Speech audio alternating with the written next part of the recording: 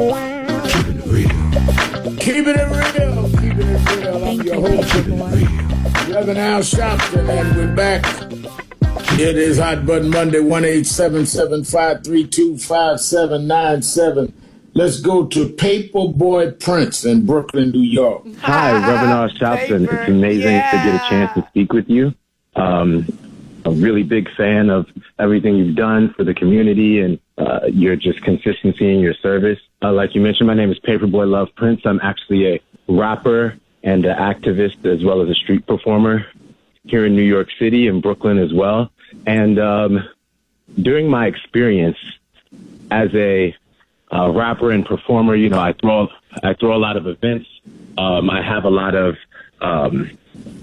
of interactions with police officers as well, because the nature of my work as a street performer kind of puts me right in, in their territory. We're right on the streets, we're with the people. And I've had the cops come up to me with lots of guns before, and definitely it's been a very interesting situation and scary situation. I saw how, as a citizen in this city, it feels like a lot of times you don't have a voice, that you're not represented. You're told what to do and you're not asked what to do. That's one of the things that inspired me to run for office and run for Congress here in New York 7th District and actually learn the process, because trying to get in contact with my elected officials, you know, they wouldn't answer our calls.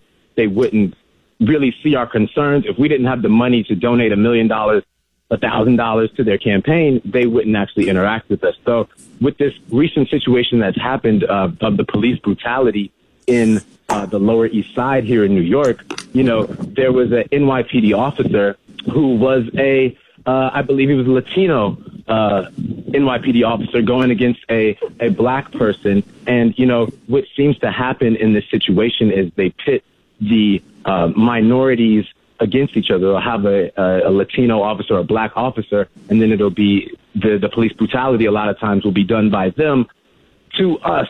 And I recognize that the people that are police officers, you know, a lot of them are from the community. They're working class people. You know, they didn't grow up with lots of power or anything like that. They're working class people as well as are the white police officers. So, and what happens is, then we decide to go after the individual officer. So my question for you is this: what is a way that we can hold our leadership, the leadership of the police departments, the leadership of the NYPD, as well as our political leaders, accountable, holding them accountable for the actions done by the individual officers, instead of us as a community and on social media putting all of our energy into getting this one officer fired or these few officers fired, instead of actually focusing on the leadership that has the power to make structural change.